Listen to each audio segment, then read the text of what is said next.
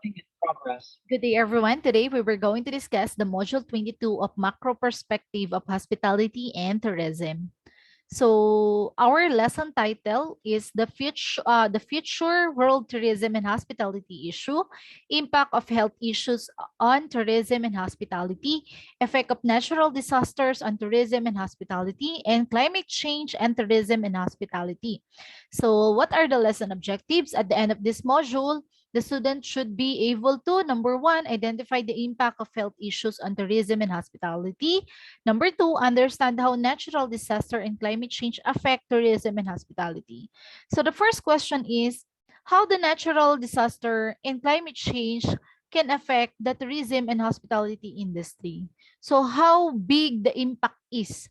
So gaano ba, kagaya ng mga ganitong scenario na nangyari like the COVID-19, no? So gaano ba kalaki yung naging epekto nito sa tourism and hospitality industry? So let's start. So the impact of health issue and tourism hospitality. So the 10th major tourism and hospitality issue is the impact of health issue on tourism and hospitality. Kasi there are a lot of factor that can affect sa pagbagsak ng kita ng tourism and hospitality industry. Maraming bagay na pwedeng makaapekto. Pero isa ang pinakamalaki na nakakaapekto sa pagbagsak ng kita or ng income ng tourism and hospitality industry ay yung health issue. Lalo na this time of pandemic, no? So dito pag-aaralan natin ano nga ba yung mga possible effect na nangyayari sa tourism and hospitality industry kapag may mga ganitong scenario. So most traveler avoid the area that have high health risk. So ibig sabihin there are some or most of the traveler natin talagang iniiwasan nila yung mga area or yung mga probinsya, yung mga bansa na merong matataas na numero ng mga may mga sakit, no? So syempre takot tayong mahawa sa mga sakit. Sino ba namang ang may gusto magkaroon ng sakit? So, dahil sa pag-iingat natin, kahit napakaganda ng lugar, pero kung marami naman doon na nagkasakit or merong sakit na kinakaharap sa panahon ngayon, syempre, iiwasan natin yung area na yun dahil nga takot tayong mahawa doon, di ba? So, madalas yan sa mga international na pagtutour, no? So, next. And especially, ang talagang naaapektuhan yan ay ang airline industry kasi marami mga flight ang nakakancel kapag nagkakaroon ng mga health issue. Then researchers showed that the flu virus is spread more rapidly due to the international tourism and hospitality, especially air travel. So yun nga. So base sa pag-aaral na ang mas mabilis na nakakahawa na or mas mabilis nakakapagpakalat ng sakit ay yung international travel or international tourism. Dahil nga, marami rin mga taga-ibang bansa na pumapasok sa isa pang bansa. Like for example, yung mga taga-Korea pumapasok sa Philippines. So malaki yung bilang ng mga Korean tourists na pumupunta sa Pilipinas. So kung may virus, example lang po to. So kung may virus sa Korea, so there is a big chance na kapag maraming Koreano na pupunta dito sa Pilipinas, mahahawa rin tayo. So that's why nagkakaroon ng malaking impact or mabilis na pagkalat ng sakit kapag lalo na sa international tourism. Okay? So fear of disease reduce travel demand. So yun nga yung sinasabi natin kanina, dahil sa takot nila dun sa sakit na yun, sa takot nila na mahawaan, bumababa yung demand sa mga nagtra-travel kasi nga iniiwasan nila yung mga area dahil ayaw nilang mahawa. Then other diseases that affect tourism and hospitality ay kagaya noon ay yung AIDS, tsaka yung SARS. Ang AIDS, 'di ba, nakukuha HIV, nakukuha natin siya sa sa unprotected sex. So sa pakikipagtalik ng hindi kayo protektado. So nakukuha natin yung mga ganon kaya hindi tama na kung kani-kanino nakikipagtalik kasi maaari kang mahawa ng HIV or ng AIDS. Then meron din tayong tinatawag na SARS, kagaya rin na nangyayari ngayon, 'di ba, ng COVID. So ganun din siya. Naka-face mask din yung mga tao, mabilis kumalat. Yung SARS, mabilis kang mahawa. Then, yung tinatawag natin na foot and mouth disease. So, pakita natin. So, example, ayan, sa SARS, mga naka-face mask sila kasi nga para hindi ka mahahawa. Para kung may ubo or sipon man yung katabi mo, hindi ka mabilis mahahawa. Mas protektado ka kapag nakamask kumpara kapag hindi ka nakamask. So, ganyan yung nangyari sa SARS noon. So, maraming bansa na iniwasan para hindi mahawa sa SARS. So, like for example, based on to April 19, 2003 record, eto, pagka nakapula, ibig sabihin may local transmission na. May hawaan na doon sa area na yon na ang mga nahahawa na ay yung mga nakatira na po doon sa bansang yon. Okay? Then, ayan, ito, may mga nahawa na rin dito. Sa mga color blue naman, wala namang local transmission. So, possible yan, may pumunta lang dyan na nasa ibang bansa, pero wala pa siyang nahahawa na mga lokal na nakatira po dyan. Okay? So, ayan. Sa Kuwait, merong isa. Sa Brazil, may 2. Sa France, ang dami. 5. Sa Germany, 6 ang nagkaroon. Sa Canada, 132. Sa USA, 220. So, may mga, eto sa Hong Kong, 1,358. And then sa China, 1,512. Kaya noon, pinatigil ang pinagbawalan ang mga taga-China or Hong Kong na pumunta sa iba pang bansa para medyo mabawasan or yung mabilis na pagkalat ng SARS. And then yung foot and mouth disease naman, ganito naman yung itsura niya. Ayan. Ayan naman yung foot and mouth disease. So, no? Ganyan siya. Napakakate at yung iba talagang napakalala pa ng mga nangyayari. No? So, yan. Next. Ang AIDS, ayan, sabi dito, originally brought nadala siya sa United States at saka sa Canada ng isang flight attendant na nagkaroon ng contact doon sa isang Aprikano na merong disease. Okay? So, ganun siya. Siguro, nagtalik sila, then nahawa yung flight attendant. So, nadala niya yung AIDS na sakit sa United States and Canada. Okay? So, maraming way para mahawa ka ng AIDS, kaya kailangan mag-ingat. So, next, ang SARS naman, talagang mabilis siyang kumalat throughout the Asia and Canada. Then, ang foot and mouth disease naman ay talagang mabilis din siyang kumalat sa United Kingdom and then sa continental Europe. So, due to the SARS scare, the hotel occupancy in Hong Kong went down from 82 to 5%. Isipin mo kung gaano kalaki yung ibinaba ng kita ng mga hotel dahil nga sa dami ng mga nagkaroon ng sakit, ang mga tao natatakot na mag-travel. So, bumaba yung kita nila ng halos 82 to 5%.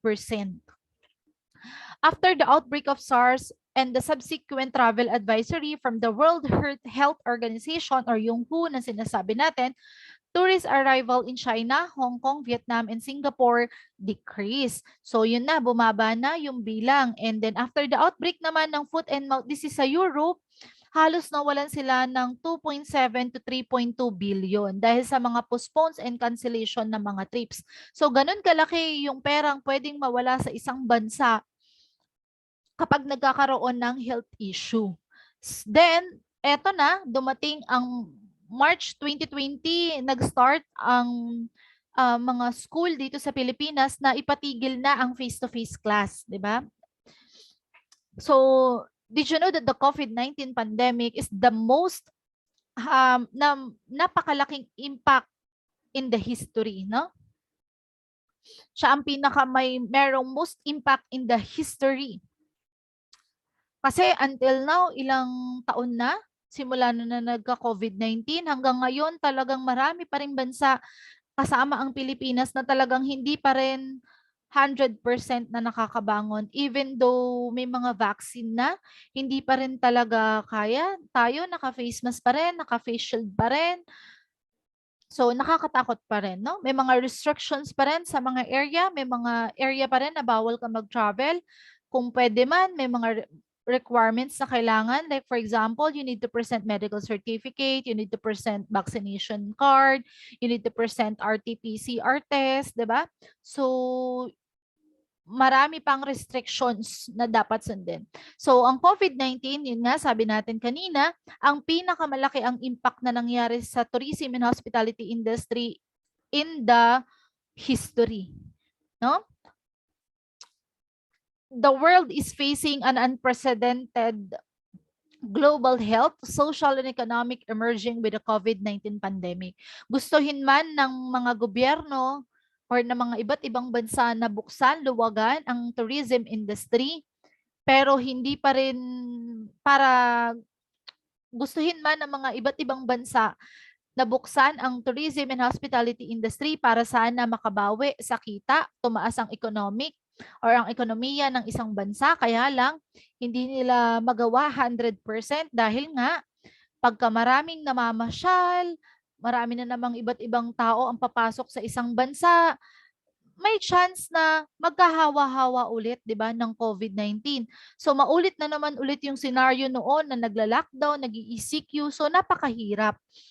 Hindi alam ng gobyerno kung paano babalansehin ang ekonomiya ng isang bansa at saka yung health issue. So napakahirap na bagay siya.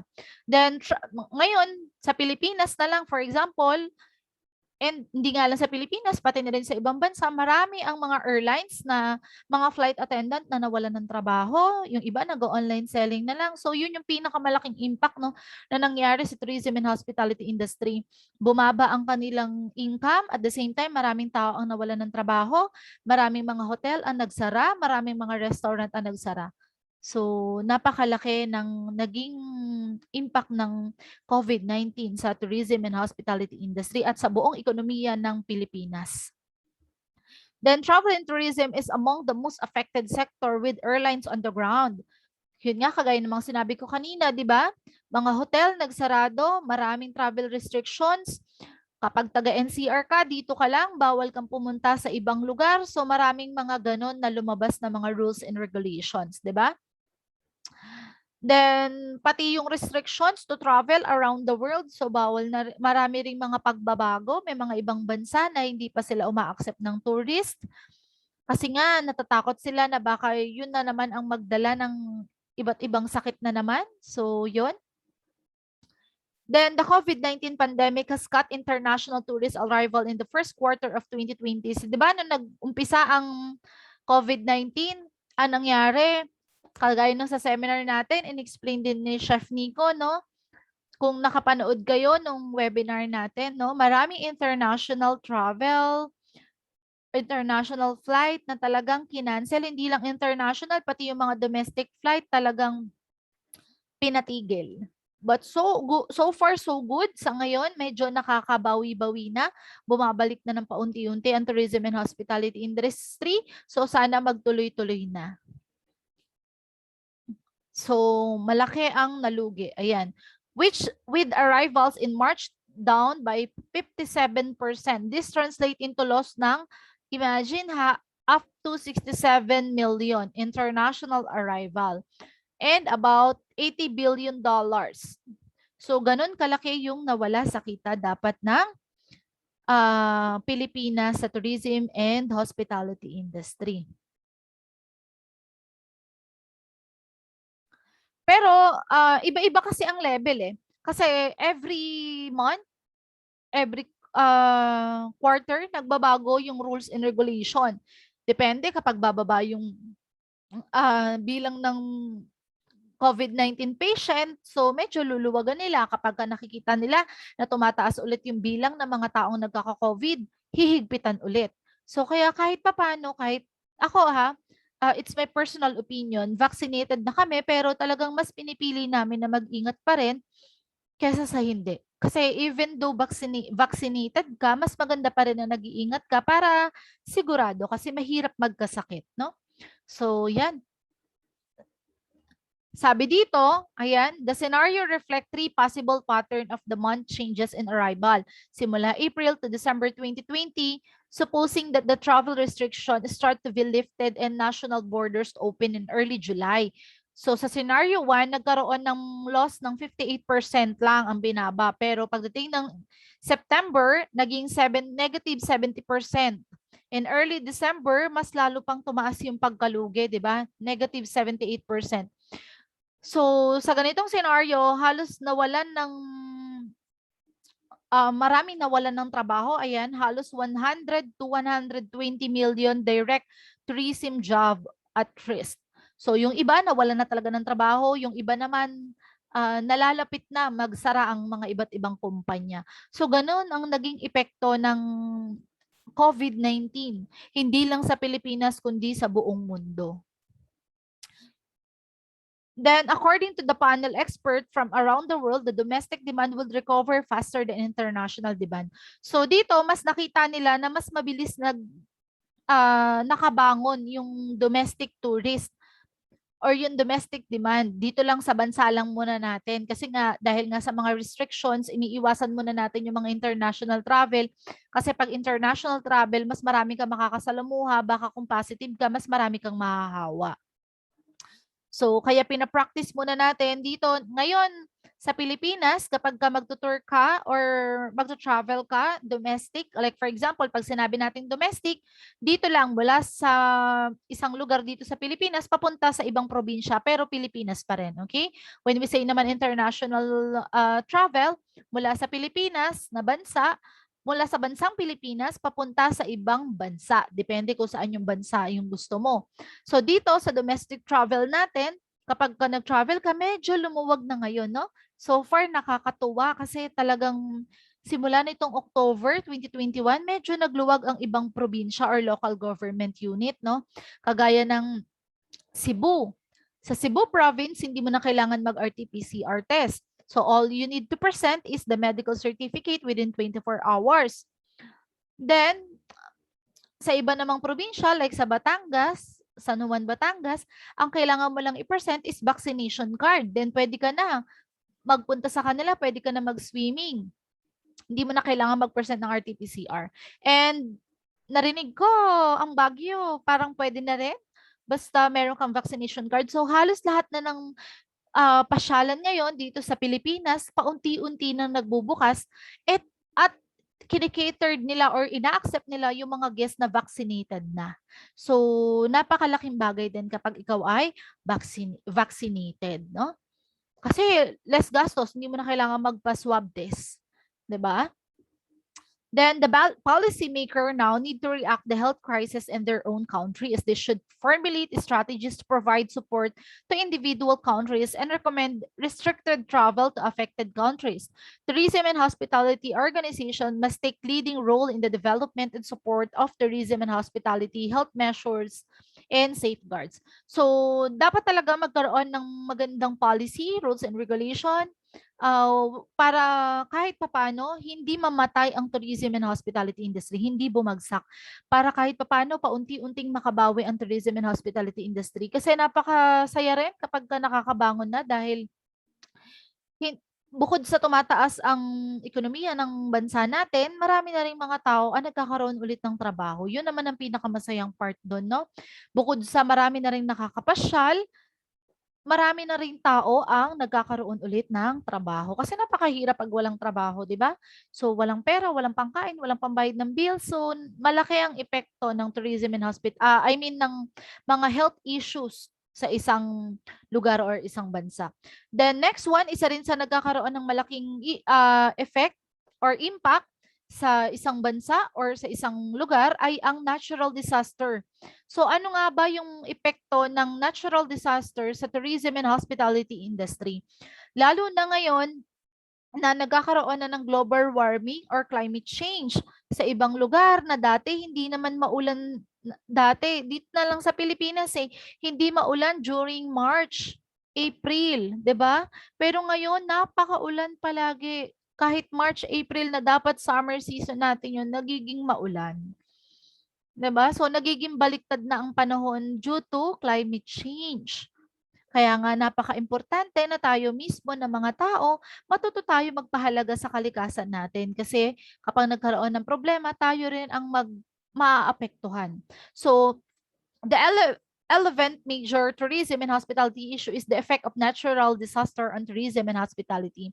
So when we say natural disaster, those are the things na hindi natin nakokontrol kasi nga nangyayari siya nang hindi natin inaasahan. Pwede namang inaasahan natin, like for example, yung mga bagyo, nakikita naman agad yan, kaya lang hindi natin masasabi kung ano yung kaya niyang gawin sa isang lugar. Kasi minsan, hindi natin ine-expect na ganun siya kalakas. No? Na marami palang masisira, mawawasak, hindi lang mga establishmento, kundi pati yung mga bahay-bahay ng iba pang mga tao. So natural disaster have devastating impact on the tourism and hospitality industry. People avoid travel to affected area. So dito bumababa rin yung bilang ng mga turista kapag yung isang area ay naapektuhan ng isang natural disaster. Sino ba naman ang turista na gustong pumunta sa isang bansa na binabagyo or else sa isang bansa na sira-sira dahil sa nangyaring disaster, di ba? So like for example, pumutok ang Taal Volcano, nagkaroon ng malaking impact hindi lang sa Tagaytay, hindi lang sa Talisay, hindi lang sa buong Batangas, kundi sa mga kalapit na lugar, pati sa Maynila. Sino ba naman ang turistang gustong pumunta dito kapag kagano ng sitwasyon? So ang mangyayari, bababa ang bilang ng mga travelers, no? Okay, then once this occurs, there is limited opportunity to use tourism and hospitality to restart the economy or to obtain new revenue to reinvest in the tourism and hospitality industry in the well-being of the local residents. Ang pinaka nakakaawa rin dito is yung mga businessman, yung mga nagdinegosyo, di ba? Nag-i-invest sila ng mga magagandang restaurant, magagandang hotel, then mawawasak lang ng natural disaster. It's either tsunami, hurricane, di ba? Na mga bagyo. So yun ang mga pwedeng makawasak. Ang mga local residents, mga bangka nila na ginagamit nila pang island hopping, pwedeng masira ng mga bagyo nga, ng kagaya din ng mga tsunami. So, mahihirapan sila ulit makabangon. Pero, dahil nga Pinoy daw tayo, so, lakas ng loob, di ba? Kaya, nakakabangon sila agad. So, here are the example of natural disasters. So, like for example, tornado, volcanic eruption, earthquake, tsunami, drought, di ba yung sobrang tagtuyo, napaka-minimal, halos hindi umuulan, avalanche, dust storm sa mga madidesyertong lugar, ang avalanche naman sa mga nagyayelong area. Forest fire dahil din sa mga sobrang init kaya nagkakaroon din ng forest fire. So maraming dahilan kung para magkaroon ng forest fire. Thunderstorm, snowstorm, hurricane, windstorm, hailstorm, flood, sandstorm, and sinkhole. So, yan. So, ang airline disruption caused by storm result in delay and cancellation in weather-affected location. So, kapag nagkaroon ng mga natural disaster, na hindi natin inaasahan na mangyayari to, ang nangyayari sa mga airlines ay nagkakaroon ng mga cancellations ng flight. Siyempre, hindi naman pwedeng ibuwis buhay ng airline industry ang mga passenger nila, ang kanilang eroplano at ang kanilang mga crew and staff, di ba? Ang kanilang piloto, hindi naman nila pwedeng ibuwis yung buhay na kahit bumabagyo, kahit na merong natural disaster na nangyayari ngayon, paliparin yung airplane na yan para lang may kita tayo. Hindi naman pwedeng ganun. So, maraming mga nadidelay, mga cancellation ng mga flight kapag nagkakaroon ng mga bad weather condition, no? And in addition, delay and grounding cause airplanes to be misallocated for the start of the next round of flight. Two major storm, ayan na, dito ipapakita natin yung meron nangyari sa New Orleans noong 2005, yung Hurricane Katrina, talagang pinalubog niya yung halos buong New Orleans. Napakalaki ng naging apekto nito sa tourism industry nila. Kasi syempre, dahil nga nasira, maraming establishmentong nasira, maraming naapektuhan. So, umonte ang mga turista dahil nahirapan, dahil syempre kailangan nilang bumangon ulit, di ba? Hindi naman pagkabagyo ngayong araw, di naman kinabukasan, ayos na lahat agad. Hindi naman di ba? It takes time para makarecover ulit. Then, eto, nagkaroon din ng tsunami sa Phuket, sa Thailand. So, ipapakita ko na lang yung video sa inyo. Ipopost ko sa ating Google Classroom. So, nagkaroon ng mass disruption in domestic and international tourism. Yan. And after the hurricane sa New Orleans, ang tourism and hospitality industry, imagine, halos bumaba ang kanilang income ng halos 500 million Hindi po a month or hindi a year, kundi per day due to the lack of tourist arrival. So dahil nga nagkaroon ng hurricane, nagkaroon ng malaking damage doon sa New Orleans. So yung mga ibang yung mga ibang mga flight na cancel, hindi na sila nakapunta or yung iba talagang umayaw na. So malaki yung pera na nawala sa bansa nila, 'di ba? Then, ayan, ito yung mga nangyari. Ayan, tignan nyo. Sa sobrang lakas ng hangin, ng ulan, ayan, nawala na yung mga dahon ng mga puno. Ayan, ito siya, before mangyari, yung hurricane. And then, ito na siya after nung mangyari. Talagang lumubog yung halos lahat ng area. Ito, yung pinaka-dome nila, talagang ang dumi. No, imagine niyo ganyan yung naging epekto. Eto pa, there are some pictures pa. Ayan, lumubog yung mga bahay-bahay. Talagang malaki yung naging effect, di ba? Because of the negative impact of natural disaster, new public policy tools and best practices need to develop the response to the natural disaster. So kaya nga napaka-importante na ang isang local government unit or isang lugar or ang isang bansa ay talagang merong magandang plano paano or merong mga policy and best practices na dapat ginagawa or dinidevelop, paano tayo magre-response kapag nagkaroon ng mga natural disaster, di ba? Meron ba tayong perang pondo para makabangon tayo agad? Paano natin ililigtas yung iba pang mga tao na na-stuck sa area na yon? So maraming mga bagay na dapat planuhin. Like example, yung mga travelers natin, mga tourists natin, ano yung mga dapat nating gawin sa kanila? Meron ba tayong transportation na mapoprovide sa kanila?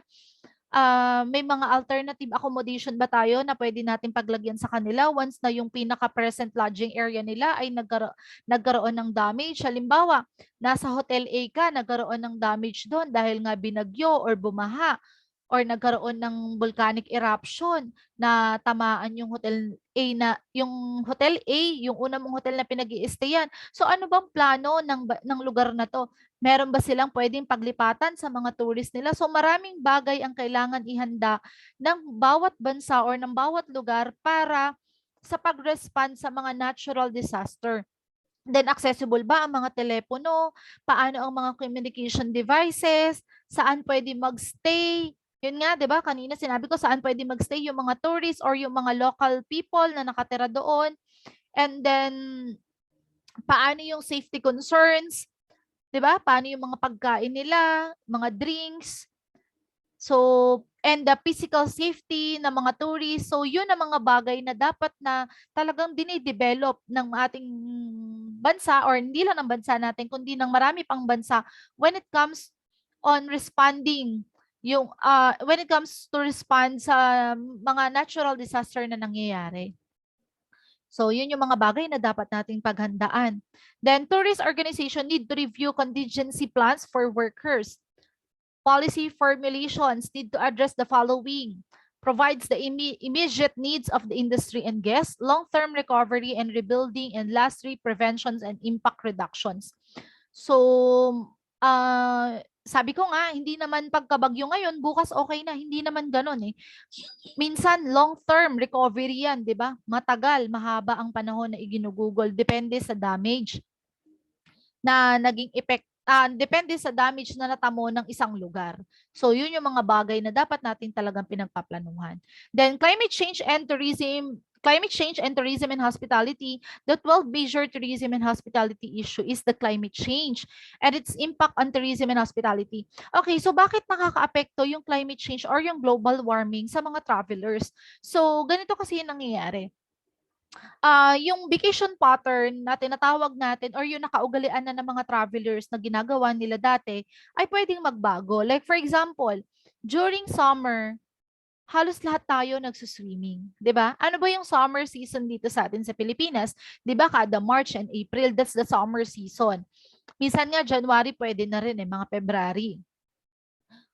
So, March and April is the summer season. So, madalas naglilib ang mga tao para magbakasyon during summer season, March and April. Kaya lang, due to the climate change or global warming, ang nangyayari tuwing summer, tuwing March or April, nagiging maulan. So ang tendency, hindi natutuloy ang kanilang pagbabakasyon na dapat masayang bakasyon. Ang nangyari, nagiging malungkot na bakasyon dahil nga minsan dahil sa climate change or global warming, instead na summer, hindi na summer kasi nagkakaroon ng mga maraming bagyo sunod-sunod. So, imbis na magta-travel ang mga tao, hindi na lang. They choose to stay at home. 'Di ba? So, ganun yung mga possible scenario na pwedeng mangyari. Okay, then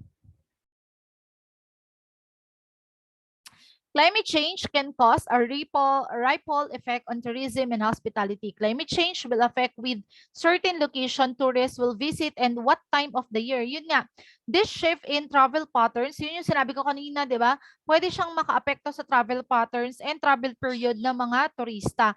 Dahil nga, minsan nagkakaroon ng pagbabago sa panahon doon sa lugar na gusto nilang pasyalan. Then, ayan, at the start of the year 2020, so dito sa year 2020, marami ng simula ng January 2020, ito yung mga iba't ibang natural disaster na kinaharap ng Pilipinas, hindi lang ng Pilipinas, kundi ng iba't iba pang bansa, no? So, ito lang yung mga sample. This article is published in World of Buzz.com entitled The World is Dying. It's only January 2020, but 7 natural disasters already recently happened. It's shown how bad the situation and how chronic situation are. So eto, based lang to sa January 2020. Pero marami pang ibang disaster na nangyari. So eto ay mga sample lang, no? Ipapakita lang natin yung mga nangyari noong January 2020. So eto ang pinaka bumungad sa January 2020 ng Pilipinas. Taal volcano eruption. So because of the Taal volcano eruption, talagang naapektuhan hindi lang yung Batangas, hindi lang yung Tagaytay, hindi lang yung Cavite, kundi pati ang Maynila, Antipolo, pati yung ashfall, 'di ba? Nakarating ng Maynila, nakarating ng Antipolo. I don't know kung na-experience niyo 'yan, pero for sure yung mga naka-experience niyan makaka-relate. Eh ito ang isa sa pinaka world smallest volcano, which is yung Taal nga. Pero napakalaki din ng kanyang pinsala, no? Talagang dapat siyang katakutan kasi maganda siya pero napaka-delikado. So, tignan natin, ano-ano ba yung mga sample pictures. Ayan, ito yung sa Taal Volcano, no? Taal Volcano eruption. Kung makikita nyo, ito yung Taal Volcano. Yan, yung malaki na to. So, yan. May mga ashfall na. Ganito ang naging epekto sa Talisay area, 'di ba? Sa mga malalapit na lugar sa Taal Volcano. Yung ashes, talagang namatay yung mga puno, yung mga bahay talagang nasira. Ang area, puro ashfall. Ayan, pati ultimo mga hayop nakakaawa. Please, kapag nagkakaroon tayo ng natural disaster, wag lang yung sarili natin yung iligtas natin. Kung meron tayong mga alagang hayop, iligtas din natin sila kasi parang kagaya rin sila ng tao na may buhay din at nasasaktan, 'di ba? Mas mahirap pa nga yung sitwasyon nila kasi sila hindi nila halos kayang iligtas yung sarili lang nila. Kagaya niya, mga nakatali, hindi makawala, 'di ba? So eto nangyari to sa paanan ng bundok, paanan ng Taal, no? May mga hayop na nandoon kasi nga 'di ba ginagamit nila yan kapag may mga turista. So 'yan, ganyan na nangyari sa kanila. Then next one is Australia's deadly bushfires. Imagine niyo ganyang kalaki yung naging epekto nung nasunog sa Australia. Australia deadly bushfires, record-breaking temperature and severe drought have not done much good to the Australia as the country was ravaged by a series of massive bushfire. Talagang malawakang pagkasunog yun nangyari sa Australia, 'di ba? Yung ibang tao nag-argue, ano ba yung naging dahilan bakit nagkaroon ng bushfire? Dahil ba sa sobrang drought, yung pagkatuyo ng lupa, dahil napaka-minimal lang ng ulan na dumarating, 'di ba? Or dahil sa climate change. So, 'yon. Dahil nga kapag during summer, talagang sobrang dry sa kanila. Then the fire killed over 500 million animals and left koalas in a vulnerable to extinct state. So nakakalungkot na halos 500 million animals yung namatay, 'di ba, sa Australia. So let's see some pictures kung anong itsura. So ganyan yung itsura, habang nasusunog yan yung mga hayop, hindi nila alam kung saan sila pupunta. Yung iba sa sobrang taranta, namatay ano na sa mga sunog, hanggang sa namatay na sila. So 500 million animals, no? Kung gaano karami 'yon. 'Di ba? Sobrang andami ng naapektuhan. Then next one is ito, yung brown New Zealand glaciers. So dito naman, ang nangyari dito, yung glaciers, ganito ang itsura niyan eh. Yan, puti. Kasi nga, nagyayelo. Pero, nung nagkaroon ng Australia's deadly bushfire, yung abo, di ba? Kasi pag nasunog, may mga abo-abong sumasama sa hangin. Ayan. So, yung New Zealand glaciers, instead na ganyan ang kulay, instead na white, naging kulay brown. So, the recent bushfire that ravaged Australia is not only a concern for the land down under, but also the neighboring countries such as New Zealand. Sabi nga dito, yan yung image ng glaciers in New Zealand na nag-turn brown siya dahil sa mga ashes ng bushfires ng Australia. And ito ang nagre-result ng mabilis na pagkatunaw ng mga glaciers doon sa mga bundok. Kaya lang, delikado yan syempre kasi kapag kaya mga tipak-tipak ng yelo na yan ay natunaw, pwede siyang mag-cause ng flood. 'Di ba? So, yan. So, next. Ayan, sabi nga din dito, dahil sa mga ashes galing doon sa bushfire sa Australia, yung mga glaciers sa New Zealand, talagang nag-melt siya ng almost 30%. The next one is yung vegetation naman in the Himalayas. Kung maiisip natin, wala namang masama sa pagtubo ng mga halaman eh. Kaya lang, ang nagiging masama dito, eto kasing bundok na to ay talagang dapat ay nagyayelo. So kaya ang kinakabahala nila due to climate change, ang mga bundok na instead na nagyayelo, tinutubuan ng mga halaman, so delikado rin siya.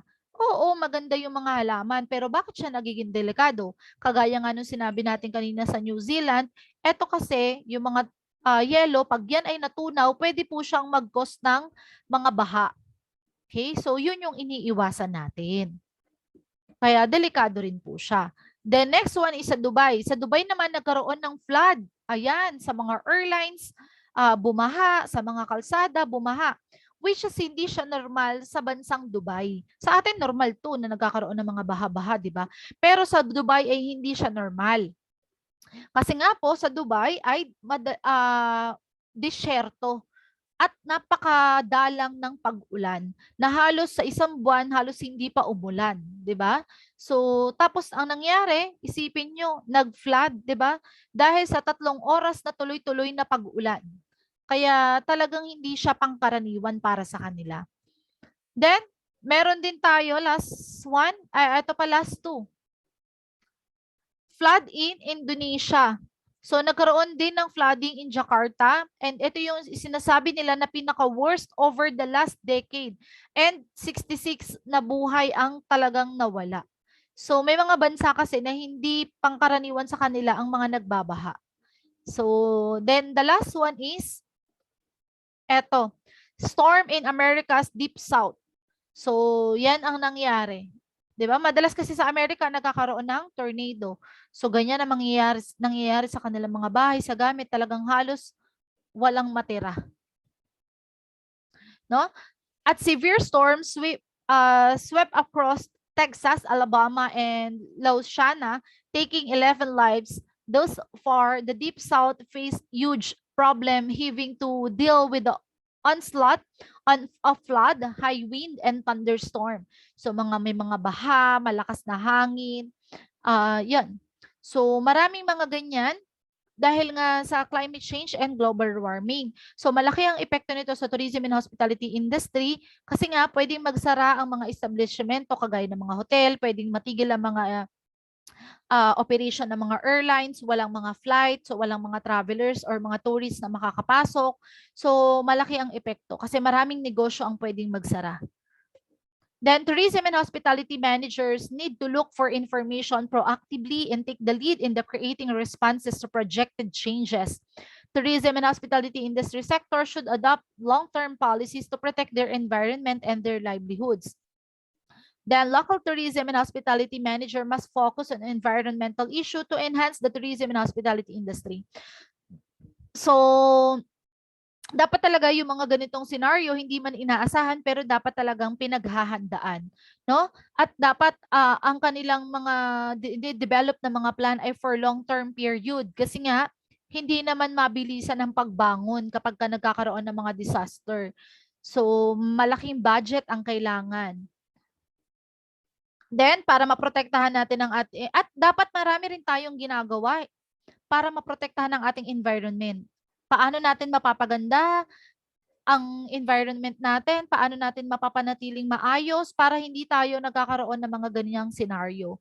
So like for example, dito sa Pilipinas, paano ba natin mapapatigil ang palagiang pagbabaha? So kailangan tayo as people, matuto tayo na wag magtapon ng basura kung saan-saan. Parang yung nakita ko sa isang part dito sa Rizal, yung mayor nila palinis ng creek. Ang problema naman yung mga taong nandoon nakatira sa creek, tapon ng basura. So paano naman ang mangyayari doon, di ba? So dapat sana man lang makita ng mga tao na nakatira doon na or tayo mismong mga tao dito sa bansa natin, pangalagaan natin yung bansa natin, huwag tayo magkalat lagi, matuto tayong sumunod sa mga rules and regulation para naman at least tayo rin naman din na makikinabang na hindi tayo magkakaroon ng mga baha-baha, 'di ba? Hindi man matigil pero mabawasan man lang, 'di ba? Yung porsyento ng mga ganung mga scenario.